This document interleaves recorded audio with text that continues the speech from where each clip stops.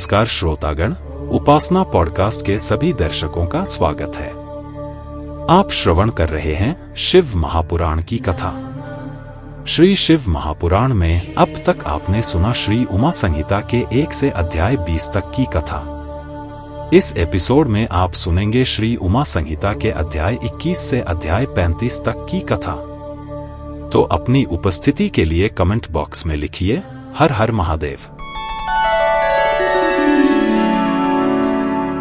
21वां अध्याय, युद्ध धर्म का वर्णन। व्यास जी बोले, सनत कुमार जी, यह माना जाता है कि ब्राह्मण कुल में जन्म मिलना कठिन है। मैंने यह भी सुना है कि सर्वेश्वर शिव के सिर से ब्राह्मण, भुजाओं से क्षत्रिय, जंघा से वैश्य एवं चरणों से शूद्र उत्पन्न हुए हैं। महर्षि, कृपा कर बताइए कि नीच मनुष्यों की क्या स्थिति होती है। व्यास जी के वचन सुनकर सनत कुमार जी बोले, हे महामुनि व्यास जी, मनुष्य अपने द्वारा किए गए पापों के कारण अपने स्थान से गिर जाता है। मनुष्य द्वारा किए गए शुभ व अच्छे कर्म मनुष्य के स्थान की रक्षा करते हैं। क्षत्रिय जाति में जन्म पाने वाले मनुष्यों को पूर्व जन्म में किए गए बुरे कर्मों के कारण ही क्षत्रिय वर्ण में जन्म मिला होता है। इसलिए मनुष्य को चाहिए कि वह विपत्ति एवं कठिनाइयों के समय भी दृढ़ता से अपने कर्तव्य का अनुसरण करे। उसे अपने कर्तव्यों का पालन करना चाहिए। उसे बुरे कार्यों में नहीं लगना चाहिए। इसी प्रकार मनुष्य अपने स्थान की रक्षा कर सकते हैं। शूद्र वर्ण में जन्म लेने वाले मनुष्य यदि अपने से ऊंचे तीनों वर्णों की सेवा मन लगाकर उचित रीति से धर्मानुसार जीवन भर करते हैं तो उन्हें अगले जन्म में वैश्य वर्ण में जन्म मिलता है। इसी प्रकार जो वैश्य विधि विधान के अनुसार पूजा अर्चना करता है और हवन आदि करता है और सदा धर्म और सत्य के पथ पर चलता है तो उसे अपने दूसरे जन्म में क्षत्रिय होने का गौरव मिलता है। जो क्षत्रिय विधि पूर्वक यज्ञ और अनुष्ठान श्रेष्ठ ऋषिगणों के सानिध्य में पूरे करता है, वह अपने क्षत्रिय धर्म का सही से पालन करता है, उसे ब्राह्मण कुल में दूसरा जन्म मिलता है। इसी प्रकार ब्राह्मण कुल का जो ब्राह्मण अपने धर्म का दृढ़ता एवं स्थिरता से पालन करता है, वह देवता को प्रसन्न करता है, उसे स्वर्ग की प्राप्ति होती है। व्यास जी ने फिर पूछा, हे सनत कुमार जी, अब आप हम सबको युद्ध का महात्म्य सुनाए। सनत कुमार जी बोले, हे महामुने, जिस अद्भुत फल की प्राप्ति विभिन्न प्रकार के यज्ञों जैसे अग्निष्टोम आदि को विधि विधान से करने से भी नहीं होती, उस महाफल की प्राप्ति युद्ध द्वारा आसानी से हो सकती है। धर्म पूर्वक अपने पथ पर अडिग रहने वाला क्षत्रिय, जो कि युद्ध में पराजित नहीं होता और न ही युद्ध में पीठ दिखाता है, ऐसा वीर योद्धा जो लड़ते लड़ते युद्ध क्षेत्र में पराजित न होकर वीर गति को प्राप्त होता है, उसे सीधे स्वर्गलोक की प्राप्ति होती है। वह जीवन मृत्यु के बंधनों से मुक्त हो जाता है। अपने शत्रुओं को मारकर स्वयं भी मर जाने वाले क्षत्रियों को निश्चय ही स्वर्ग में स्थान मिलता है। युद्ध भूमि में प्राप्त हुई मृत्यु सभी जाति एवं वर्णों के लिए सुखदायक है। युद्ध के मैदान में यदि ब्राह्मण भी शस्त्रों को साथ लेकर युद्ध के लिए आता है तो उसका वध करना ब्रह्महत्या नहीं होता और उसका पाप भी नहीं लगता। मरता हुआ मनुष्य यदि पानी मांगे तो उसकी प्यास बुझाना धर्मसंगत है। कभी भी शरण में आए मनुष्यों को युद्ध में नहीं मारना चाहिए, अन्यथा ब्रह्महत्या का पाप लगता है। श्री उमा संहिता का 21वां अध्याय संपन्न हुआ।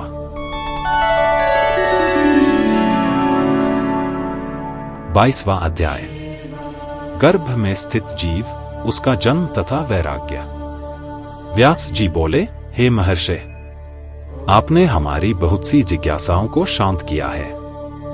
अब आप हमें जीव का जन्म, उसकी गर्भ में स्थिति एवं जीव के वैराग्य के बारे में बताइए। महामुनि व्यास के प्रश्न को सुनकर सनत कुमार जी बोले, हे मुने, हमारे शरीर की पुष्टि रस एवं मैल से हुई है। मैल 12 रूपों में शरीर से बाहर होता है। कान, आंख, नाक, जीभ, दांत, लिंग, गुदा, मलाशय, स्वेद, कफ, विष्ठा, मूत्र आदि मल स्थान है। हमारा हृदय सभी नाड़ियों से जुड़ा हुआ है। इसी के द्वारा शरीर में रस पहुंचता है। यही रस आत्मा से परिपक्व होता है। जब यह रस पकता है तो सर्वप्रथम त्वचा का निर्माण होता है और त्वचा शरीर से लिपट जाती है। फिर खून बनता है। तत्पश्चात रोम, बाल, स्नायु, अस्थि, मज्जा पैदा होते हैं। ऋतुकाल में स्त्रियों के शरीर में प्रवेश वीर्य शरीर का निर्माण करता है। 1 दिन में कलिल, 5 दिन में बबूला, 7 रात्रि में मांसपिंड बन जाता है। धीरे धीरे समय के साथ साथ जीव के अंग बनते जाते हैं। इस प्रकार जीव अपनी माता के गर्भ में बढ़ता है और उसका विकास होता है। अपनी माता द्वारा खाए गए भोजन के रस से ही उसे भी भोजन मिलता है। इस प्रकार अपनी माता के गर्भ में पलता हुआ जीव अपने बारे में विचार करता है। उसे सुख दुख की प्राप्ति भी अपने पूर्व जन्म के कर्मों के अनुसार होती है। उसे गर्भ में ज्ञान होता है कि मैं इसी तरह जन्म मरण पाता रहता हूं और प्रत्येक योनि में अनेकों दुखों को भोगता हूं। इसलिए मुझे अपनी आत्मा के उद्धार के लिए अवश्य ही कुछ करना चाहिए। गर्भ में जीव अनेकों कष्टों को भोगता है क्योंकि गर्भ भी एक प्रकार की कैद ही है। जीवात्मा गर्भ में इस प्रकार पड़ी रहती है जैसे उस पर कोई पहाड़ रखा हो। इस प्रकार गर्भ में वह अनेक कष्टों को भोगता है। गर्भ में अनेक दुख और यातनाएं झेलनी पड़ती हैं। तभी तो धर्मात्मा 7वें माह में ही जन्म ले लेते हैं और पापी 9 महीने तक गर्भ की परेशानियों और कष्टों को झेलते हैं। श्री उमा संहिता का 22वां अध्याय संपन्न हुआ।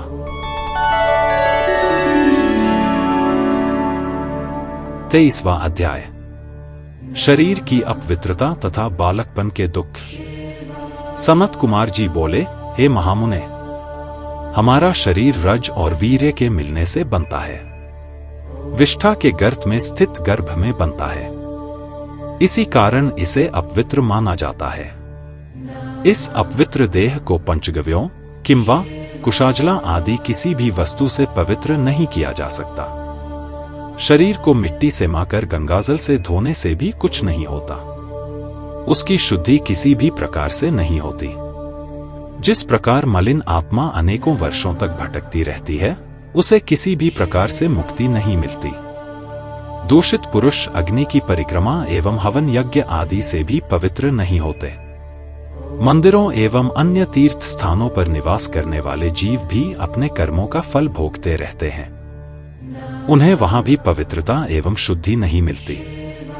शुद्ध भावना से ईश्वर की स्तुति में लीन रहकर जीवन बिताने से ज्ञान की प्राप्ति होती है। ज्ञान से हमारा हृदय शुद्ध हो जाता है। ज्ञान रूपी जल एवं वैराग्य रूपी मृतिका से उसे शुद्धि प्राप्त हो जाती है। हमारा शरीर तो अपवित्र है। यह जानकर और समझकर मनुष्य यदि शांति से विचार करे तो उसे ज्ञान मिल जाता है। इस प्रकार वह जीवन से मुक्त हो जाता है। सच्चाई यह है कि सभी दुखों की जड़ यह मोहमता है। यदि हम इसका त्याग कर दें तो फिर हमें सुख प्राप्त करने से कोई नहीं रोक सकता। वह जन्म मरण के बंधनों से मुक्त हो जाता है, परंतु ऐसा होता नहीं, क्योंकि जब गर्भ में ज्ञान प्राप्त करके जीव संसार में पैदा होता है तो फिर सब कुछ भूल जाता है। वह ईश्वर को पहचान नहीं पाता। आंख होने पर भी वह अंधा, कान होते हुए भी बहरा हो जाता है। उसकी बुद्धि नष्ट हो जाती है और संसार में फंसकर वह दुख प्राप्त करता है। बालकपन व किशोरावस्था में जीव अनेक दुखों को भोगता है। वह अपने कल्याण का उसमें काम, क्रोध आदि की भावनाएं प्रबल हो जाती हैं। वह रास्ता नहीं ढूंढ पाता। जवानी में स्त्रियों का साथ पाना चाहता है। इस प्रकार के क्षणिक सुख को ही वह महासुख समझ लेता है और ईश्वर की ओर ध्यान नहीं देता। वह सांसारिक बंधनों में बंधकर अनेक दुखों को भोगता रहता है। श्री उमा संहिता का 23वां अध्याय संपन्न हुआ।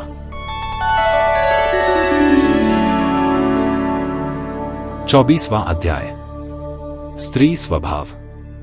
व्यास जी बोले, हे मुनिराज, अब आप हमें पंचचूड़ा अप्सरा द्वारा वर्णित स्त्रियों के कुत्सित अर्थ के बारे में बताइए। व्यास जी के प्रश्न का उत्तर देते हुए सनत कुमार जी बोले, हे व्यास जी, एक बार देवर्षि नारद भ्रमण कर रहे थे तो पंचचूड़ा अप्सरा मिली। तब नारद जी ने उससे कहा, सुंदरी, आप मुझे स्त्री स्वभाव के बारे में बताइए। तब पंचचूड़ा ने कहा, हे देवर्षि, एक स्त्री होते हुए भला मैं स्त्रियों की बुराई कैसे कर सकती हूं? आप स्त्री स्वभाव को स्वयं जानते ही हैं। नारियों का स्वभाव बड़ा रहस्यमय होता है। कुलीन और पवित्र कही जाने वाली स्त्रियां भी मर्यादा की रेखा को नहीं मानती। वे पापी पुरुषों का सेवन भी कर लेती हैं। सब पापों की जड़ नारी को ही माना जाता है। पुरुष द्वारा थोड़ा सा प्यार जताने पर स्त्रियां उसकी हो जाती हैं। आभूषण और वस्त्रों की चाह रखने वाली स्त्रियां कुसंगति में पड़कर बिगड़ जाती हैं। चंचल स्त्रियां बड़े बड़े विद्वानों और ऋषिमुनियों को भी मोहमाया के झंझट में डालने वाली होती हैं। वे पुरुषों के साथ से कभी भी संतुष्ट नहीं होती। वे पुरुषों को देखते ही पाप की ओर उन्मुख हो जाती हैं। वे रति विलास को ही परम सुख मानती हैं। उन्हें धन वैभव की भी सदैव लालसा रहती है। सब प्रकार के दुर्गुण मिलकर भी स्त्री स्वभाव की समानता नहीं कर सकते। यमराज, मृत्यु, पाताल, बड़वानल, क्षुरधारा, विष सर्प, अग्नि सब मिलकर भी स्त्रियों की बराबरी नहीं कर सकते। वे महादारुण होती हैं। ब्रह्मा जी ने इस जगत को बनाते समय पंचमहाभूतों की रचना की। सारे लोगों को रच दिया। अपनी बनाई कृतियों में उन्होंने अनेक गुण भरे, परंतु स्त्रियों को बनाते समय सृष्टिकर्ता ब्रह्मा जी ने उनमें सिर्फ दोष ही दोष भर दिए। इस प्रकार पंचचूड़ा अप्सरा से स्त्रियों के बारे में ऐसे वचन सुनकर नारद जी को स्त्रियों से वैराग्य हो गया। श्री उमा संहिता का 24वां अध्याय संपन्न हुआ।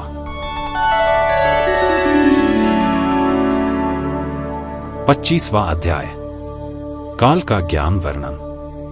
सनत कुमार जी बोले, हे महामुने, एक बार शिवजी ने देवी पार्वती को काल चक्र के बारे में बताना आरंभ किया। शिवजी बोले, हे देवी, मृत्युकाल का ज्ञान इस प्रकार है, जिस मनुष्य का शरीर अचानक पीला पड़ जाए और ऊपरी भाग में लालिमा आ जाए, जिसकी जीभ, मुंह, कान व आंखें स्तब्ध हो जाएं, जो शोर शराबा न सुन सके, जो सूर्य, चंद्र, अग्नि को काला या धुंधला देखे, ऐसा मनुष्य 6 महीने के अंदर ही काल का शिकार बनकर मृत्यु को प्राप्त होता है। जिस मनुष्य का बायां हाथ 7 दिन तक लगातार फड़कता रहे, शरीर कांपता रहे, तालू सूखा रहे, वह मनुष्य 1 महीने का ही मेहमान होता है। जिसकी जीभ मोटी हो जाए, नाक बहती रहे, जिसे जल, तेल, घी व शीशे में अपना प्रतिबिंब न दिखाई दे, जिसे ध्रुव मंडल न दिखाई दे, जिसे सूर्य और चंद्र की किरणें न दिखाई दें, जिसे रात को इंद्रधनुष व दिन में उल्कापात दिखे, जिसे गिद्ध व कौए घेरे हों, तो उसकी जिंदगी 6 महीने की रह गई, ऐसा जानना चाहिए। हे कल्याणी, आत्मविज्ञान, क्षण, त्रुटि, लव, काष्ठ, मुहूर्त, दिन रात्रि, पल, मास, ऋतु, वर्ष, युग, कल्प, महाकल्प के अनुसार शंकर जीवों का संहार करते हैं। वाम, दक्षिण एवं मध्य 3 मार्ग हैं। नाड़ियां प्राणों को धारण करती हैं। हमारे शरीर में 16 नाड़ियां हैं, जो 4 स्थानों पर रहती हैं। इन्हीं सब के अनुसार ही आयु की प्राप्ति मनुष्य को होती है। नाड़ियों एवं वायु का प्रवाह मनुष्य को शेष आयु बताने का कार्य करता है। इस प्रकार काल ज्ञानियों ने काल चक्र का वर्णन किया है। श्री उमा संहिता का 25वां अध्याय संपन्न हुआ। 26वां अध्याय, कालचक्र निवारण का उपाय। देवी पार्वती बोली, हे नाथ, आपने कालचक्र का वर्णन मुझे सुनाया। हे देवाधिदेव, अब कृपा करके इससे बचाव का उपाय भी मुझे बताइए। अपनी प्राण वल्लभा के इस प्रकार के प्रश्न को सुनकर त्रिलोकीनाथ भगवान शिव बोले, देवी उमे, पृथ्वी, जल, तेज, पवन और आकाश आदि 5 तत्वों के संयोग से इस भौतिक शरीर की उत्पत्ति होती है।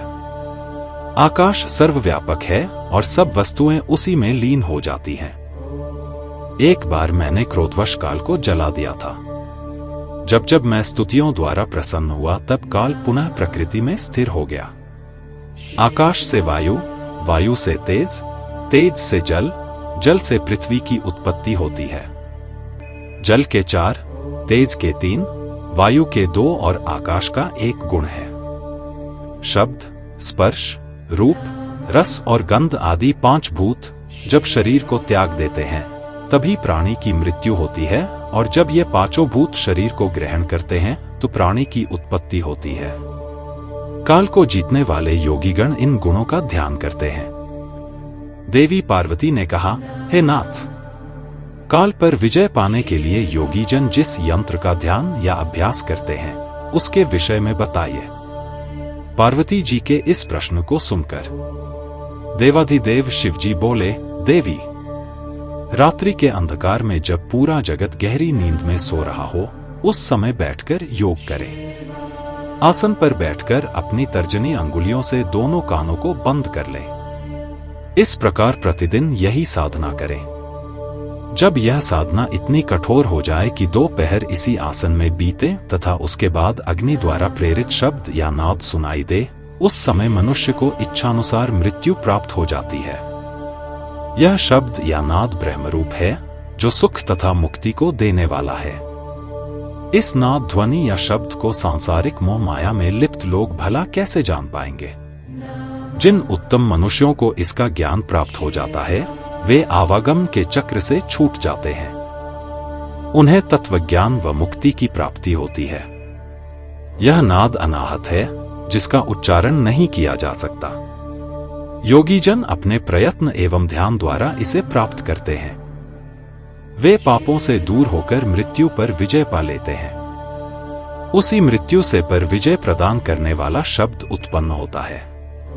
घोष, कांस्य, श्रृंग, घंटा, वीणा, वंशज, दुंदुभी, शंखनाद व मेघ गर्जित नामक इन 9 शब्दों का ध्यान करने वाले ज्ञानियों एवं योगीजनों पर कभी कोई विपत्ति नहीं आती। इसी प्रकार एकाग्रचित्त होकर नियम पूर्वक तुकांग शब्द की स्तुति और ध्यान करने वाले मनुष्यों के लिए कुछ भी असाध्य नहीं होता। उसकी हर कामना की सिद्धि होती है और अभीष्ट फल मिलता है। श्री उमा संहिता का 26वां अध्याय संपन्न हुआ।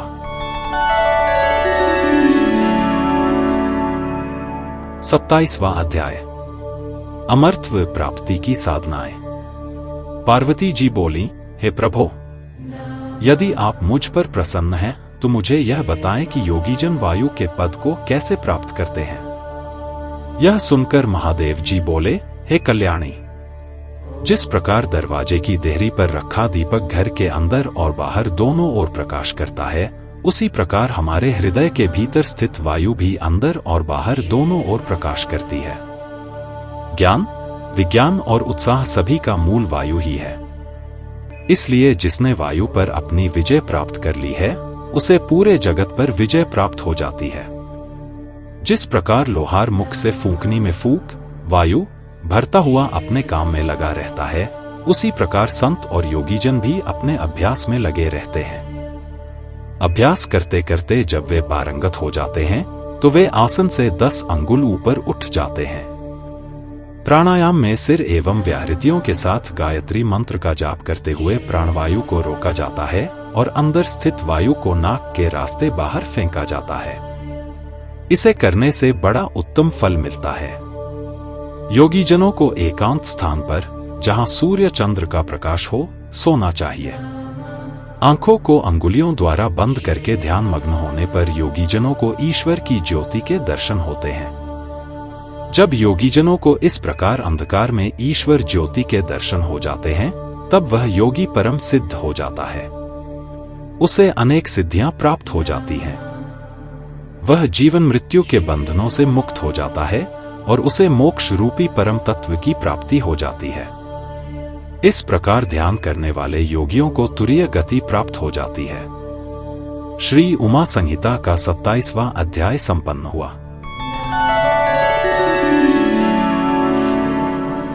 28वां अध्याय, छाया पुरुष का वर्णन। श्री पार्वती जी शिव जी से पूछने लगीं कि भगवान, आपने मुझे काल और वचन का वर्णन किया, अब मुझे छाया पुरुष के श्रेष्ठ ज्ञान को बताइए।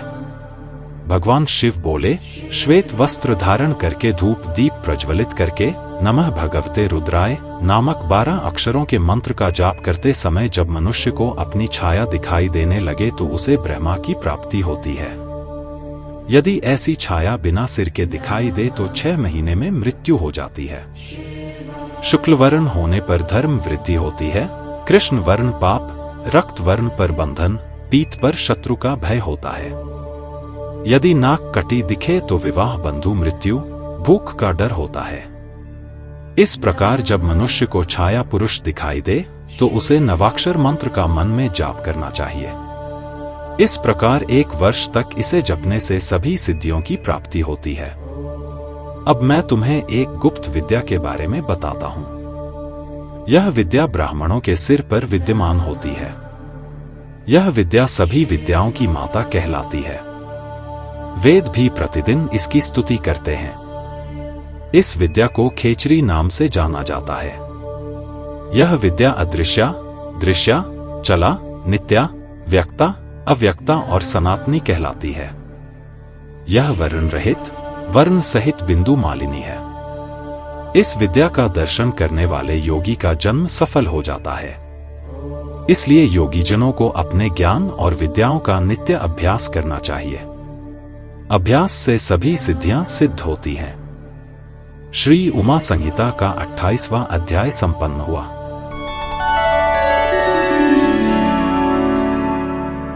उनतीसवां अध्याय, आदि सृष्टि का वर्णन। सूत जी बोले, हे ऋषिगण, सत और असत का परम स्वरूप प्रधान पुरुष परमात्मा ही ब्रह्मा जी के रूप में सृष्टि को उत्पन्न करते हैं। वे ही सृष्टि के रचयिता हैं। विष्णु जी इस सृष्टि का पालन और शंकर जी इसका सहार करते हैं। ब्रह्मा जी ने जब सृष्टि की रचना के बारे में सोचा तो सबसे पहले जल की उत्पत्ति हुई। जल को नरक पुत्र कहा जाता है और जल में नारायण रहते हैं। ब्रह्मा जी ने स्वयं यज्ञ किया और स्वयंभू कहलाए। जल में सर्वप्रथम एक अंडा हुआ जिसके 2 भाग हिरण्यगर्भ ने किए। अंडे के ये 2 भाग आकाश और पृथ्वी हुए। ब्रह्मा जी ने अधोभाग में 14 भुवन, मध्य में आकाश की रचना की। उन्होंने ही जल के ऊपर पृथ्वी की रचना की। आकाश में 10 दिशाओं की रचना हुई। ब्रह्मा जी ने तत्पश्चात मन, वाणी, काम, क्रोध, रूप और रति की भी रचना की। मरीचि, अत्रि, अंगिरा, पुलस्त्य, पुलह, ऋतु, वशिष्ठ महामुनि तेजस्वी ऋषियों के रूप में विश्व प्रसिद्ध हुए। ये सब ऋषि ही सप्तऋषि के नाम से जाने जाते हैं और इनका वर्णन सभी पुराणों में किया गया है। पुराणों और सप्तऋषि रचना के पश्चात यज्ञ सिद्धि के लिए ऋग, यजु, साम और अथर्व वेदों का निर्माण ब्रह्मा जी ने किया। तत्पश्चात उन्होंने देव पूजन किया। वक्षस्थल से पितर, जंघाओं से मानव एवं जंघा के नीचे के भाग से दैत्य बनाए गए। इस प्रकार ब्रह्मा जी ने सारी सृष्टि की रचना पूरी की, परंतु उनकी बनाई गई इस सृष्टि में विकास न होता देखकर ब्रह्मा जी ने प्रकृति और पुरुष को बनाया जिन्होंने सृष्टि का निर्माण किया। भगवान नर और नारायण द्वारा बनाई गई सृष्टि प्रजा अमैथुन सृष्टि से उत्पन्न हुई। श्री उमा संहिता का 29वां अध्याय संपन्न हुआ।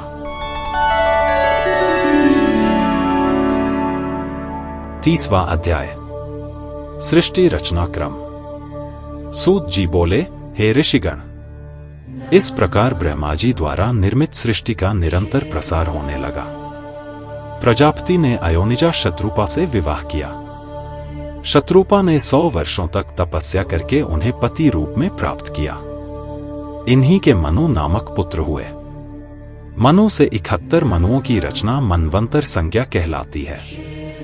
फिर वीर का हुई। इनसे उत्तानपाद की उत्पत्ति हुई। राजा उत्तानपाद का विवाह सुनीति से हुआ। इन्हीं के परम तेजस्वी पुत्र के रूप में ध्रुव पैदा हुआ। ध्रुव ब्रह्मा जी की 3000 वर्षों तक कठोर तपस्या करके सप्तऋषियों से भी ऊपर स्थान प्राप्त किया था। पुष्टि और धान्य नामक ध्रुव के 2 पुत्र हुए। पुष्टि की पत्नी सुनत्था थी। उनसे रिपु, रिपुजय, विप्र, नकल, वृष, तेजा नामक 5 पुत्र पुष्टि को प्राप्त हुए। रिपु से चाक्षुष, पुष्करिण पत्नी से चाक्षुष को वरुण नामक पुत्र प्राप्त हुए। सुनीता से अंग को बेन नामक पुत्र की प्राप्ति हुई। बेन के शरीर से ऋषिगण ने मंथन किया। उनके दक्षिण हाथ से राजा पृथु पैदा हुए, जो भगवान विष्णु के अवतार थे। पृथु ने पृथ्वी का दोहन किया ताकि प्रजा का हित हो सके। इनके विजिताश्व और हर्यश्व नामक 2 पुत्र हुए। शिखंडिनी ने वीरवर्णिनी से विवाह किया। इनसे प्रजापति की प्राप्ति हुई, जो कि सोम के अंश थे। तत्पश्चात दक्ष ने 2 पैर वाले और 4 पैर वाले जीवों को उत्पन्न किया। हर्यश्व नामक 10,000 पुत्र उत्पन्न किए, जो महर्षि नारद के वचनों और उपदेशों को सुनकर वैरागी हो गए। फिर ब्रह्मा जी ने शवलाश्व नामक 10,000 पुत्र उत्पन्न किए, जिन्हें नारद जी ने वैरागी बना दिया। यह सब जानकर दक्ष बहुत क्रोधित हुए। क्रोधित दक्ष ने देवर्षि नारद को शाप दिया, नारद, तुमने मेरे पुत्रों को गलत मार्ग पर डाल दिया है, उन्हें मुझसे दूर कर दिया है, इसलिए तुम भी कहीं चैन से नहीं बैठ सकोगे। तुम्हारा कोई निश्चित ठिकाना नहीं होगा, तुम जगह जगह घूमते रहोगे। पुत्रों के बाद दक्ष की 13 कन्याएं हुईं, जिनका विवाह कश्यप, अंगिरा, कृष्णश्व एवं चंद्रमा से हुआ। इस प्रकार अनेकों जीवों का निर्माण करने के पश्चात भी ब्रह्मा जी की सृष्टि का विकास नहीं हुआ। तब उन्होंने मैथुनी सृष्टि का सृजन करने के बारे में सोचा। श्री उमा संहिता का 30वां अध्याय संपन्न हुआ।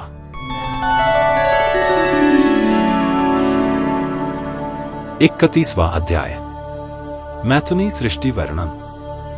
शौनक जी बोले, हे सूत जी, कृपा करके मुझे देव, दानव, गंधर्व, राक्षस और सर्पों आदि के बारे में बताइए।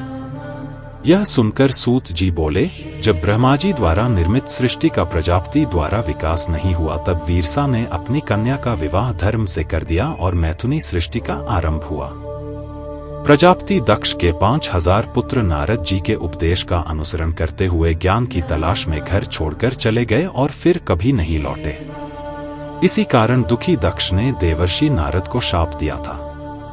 तत्पश्चात प्रजापति दक्ष ने 58 कन्याएं उत्पन्न की और उनका विवाह कश्यप, चंद्रमा, अरिष्टनेम, कृशाश्व, अंगिरा से कर दिया, जिनसे इन्हें विश्व से विश्व देवता, संध्या से साध्य, मरुवती से मरुद्वान, वसु से 8 वसु, भानु से 12 भानु, मुहूर्तज, लंबा से घोष, यामी से नाग, वीथी एवं अरुंधति से पृथ्वी उत्पन्न हुए। संकल्पा से संकल्प, वसु से अय, ध्रुव, सोम, धर, अनिल, अनल, प्रत्युषा, प्रभाष ये 8 पुत्र पैदा हुए। 8वें वसु प्रभा से विश्वकर्मा प्रजापति की उत्पत्ति हुई। वे शिल्प कला में निपुण थे। विश्वकर्मा देवताओं के लिए आभूषण, विमान, घर एवं अनेक वस्तुएं उनकी इच्छानुसार बनाया करते थे। इसी कारण विश्वकर्मा देवताओं के शिल्पी कहलाए। रैवत अज, भीम, भव, उग्र, बाम, वृष, कपि, अजैकपाद, अहिर्बुघ्न, बहुरूप एवं महान ये 11 रुद्र प्रधान हैं। वैसे तो स्वरूपा के अनेकों पुत्र हुए और उनसे पैदा हुए रुद्रों की संख्या करोड़ों में है, परंतु इन्हीं 11 रुद्रों को ही मुख्य माना जाता है। 11 रुद्र संसार के स्वामी भी कहे जाते हैं। श्री उमा संहिता का 31वां अध्याय संपन्न हुआ।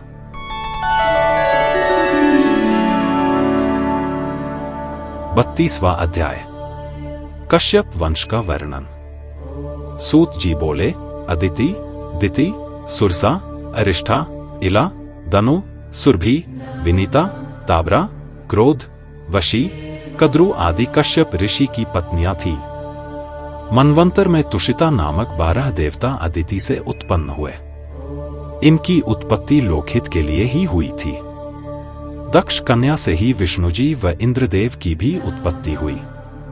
सोम की 27 पत्नियां थीं। उनके अरिष्टनेमि नामक 16 पुत्र एवं 1 कन्या हुई।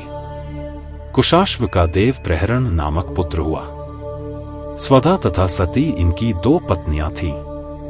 स्वधा से पितर व सती से अंगिरा पैदा हुए। कश्यप जी को दिति से हिरण्यकशिपु तथा हिरण्याक्ष पुत्र प्राप्त हुए। विप्रचित्ति द्वारा सिंहा कन्या हुई। हिरण्यकशिपु को अनुलाद, प्रहलाद, सवलाद एवं प्रहलाद नामक 4 पुत्र प्राप्त हुए। प्रहलाद भगवान के परम भक्त थे। हिरण्याक्ष के कुकर, शकुनी, महानाद, विक्रांत एवं काल नामक 5 पुत्र हुए। अयोमुख, शंबर, कपाल, वामन, वैश्वानर, पुलोमा, विद्रवण, महाशिर, स्वरभानु, वृषपर्वा, विप्रचित्ति की प्रभा कन्याएं हुईं। वैश्वानर की पुलोम और पुलोमक कन्याओं का विवाह मरीचि से हुआ, जिनसे उन्हें दानवों की प्राप्ति हुई। राहु, शल्प, सुबली, बल, महाबल, बातपी, नमुची, इलवल, स्वसृप, ओजन, नरक, कालनाम, शर्माण, शरकल्प आदि इनके वंशवर्धक हुए। विनिता से गरुण एवं अरुण पैदा हुए। सुरसा से अत्यंत तेजस्वी एवं परम ज्ञानी सर्पों की उत्पत्ति हुई। इसी प्रकार क्रोधवशा के बहुत से गण हुए। सुरभ से शशा एवं भैंसा, झला से बैल एवं वृक्ष, शशि से यक्ष, राक्षस, अप्सरा व मुनिगण तथा अरिष्ठा से मनुष्य एवं सर्प उत्पन्न हुए। इस प्रकार मैंने आपको कश्यप जी के वंश में उत्पन्न पुत्र एवं पौत्रों का वर्णन किया। श्री उमा संहिता का 32वां अध्याय संपन्न हुआ।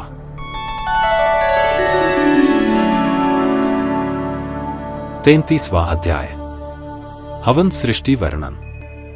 सूत जी बोले, हे मुनियों, वैवस्वान मनवंतर में हवन करने वाली सृष्टि का वर्णन है। इस सृष्टि में 7 ऋषि हुए, जिन्हें ब्रह्मा जी ने अपना पुत्र माना। दिति ने कश्यप ऋषि की बहुत सेवा की, जिससे प्रसन्न होकर उन्होंने दिति को वरदान मांगने के लिए कहा। वरदान में दिति ने इंद्र को मारने वाला पराक्रमी पुत्र मांगा। उनकी इच्छा कश्यप मुनि ने पूरी की। वरदान देकर वे तप करने चले गए। इंद्रदेव को दिति के इस वरदान के बारे में पता चल गया। वे उस अवसर की प्रतीक्षा करने लगे जिसमें वे दिति के व्रत को भंग कर सके। एक दिन इंद्र को अवसर मिल ही गया। दिति बिना हाथ मुंह धोए जूठे मुंह सो गई।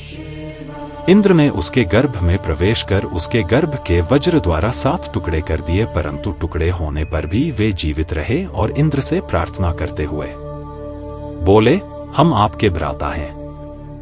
आप हमसे कैसी शत्रुता कर रहे हैं? यह सुनकर इंद्रदेव ने शत्रुता त्याग दी। इस प्रकार वे मरुदगण के रूप में हुए। ब्रह्मा जी ने पृथु को आधा राज्य दिया, सोम को ब्राह्मण, वृक्ष, नक्षत्र, ग्रह एवं भूतों का राजा बनाया। वरुण को जल, विष्णु को आदित्य, पावक वसुओं के, प्रजापतियों के इंद्र, मरुदगणों के प्रहलाद, दैत्यों के वैवस्वत, यथ पितरों के राजा हुए। हिमालय पर्वतों के, समुद्र नदियों के, सिंह पशुओं के, वटवृक्ष वनस्पति व अन्य वृक्षों के राजा हुए। तब ब्रह्मा जी ने सभी राजाओं का अभिषेक किया। श्री उमा संहिता का 33वां अध्याय संपन्न हुआ।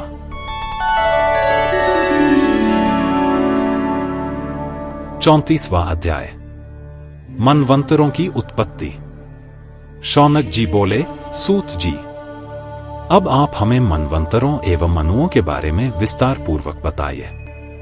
उनकी बात स्वीकारते हुए सूत जी बोले, हे मुनि जी, स्वयंभुव, स्वारोचिष, उत्तम, रैवत, चाक्षुष आदि 5 मनवंतरों का वर्णन मैंने आपको सुना दिया है।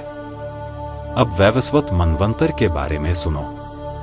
सावरणी रोच्य, ब्रह्मा धर्म सावरणी, रुद्र, सावरणी देव, सावरणी इंद्र, ये सभी मनु हैं। तीनों काल के मनवंतर कहे जाते हैं, जिसका 1000 युगों तक कल्प बनता है। मरीचि, अत्रि, अंगिरा, पुलह, ऋतु, पुलस्त्य, वशिष्ठ, ये 7 वृभा पुत्र हैं। स्वयंभुव मनवंतर में यामनायक देवता 7 ऋषि उत्तर दिशा में रहते हैं।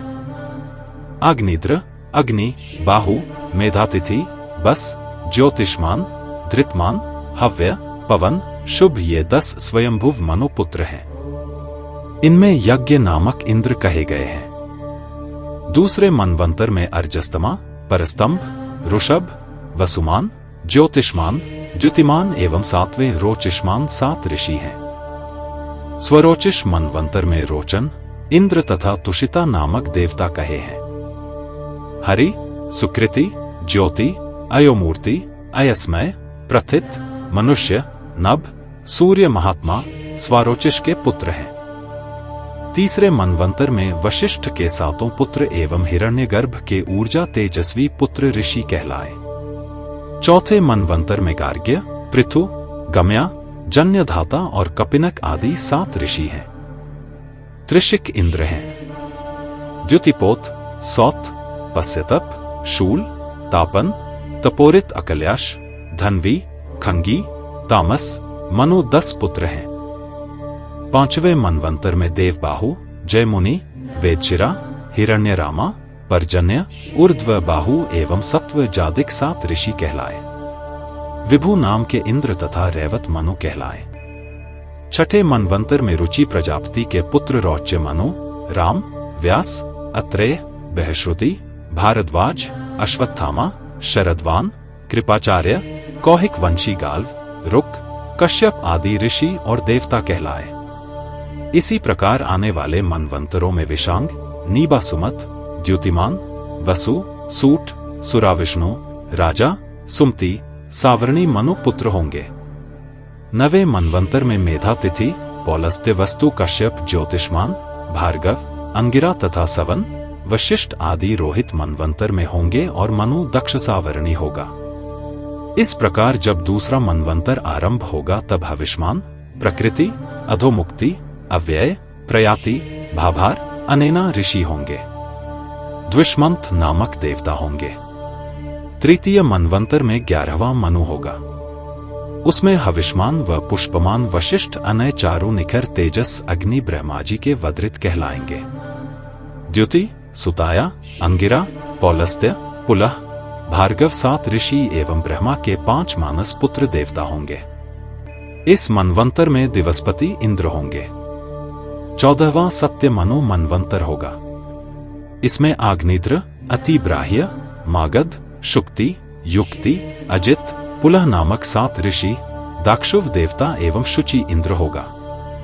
14वें मनवंतर में 5 देवता होंगे।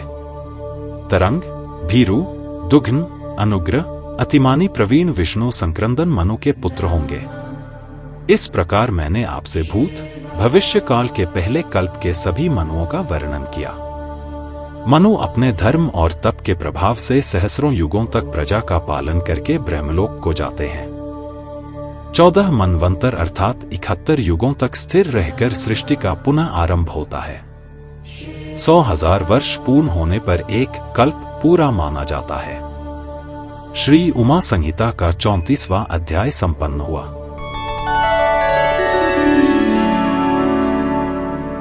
पैंतीसवां अध्याय वैवस्वत मनवंतर वर्णन।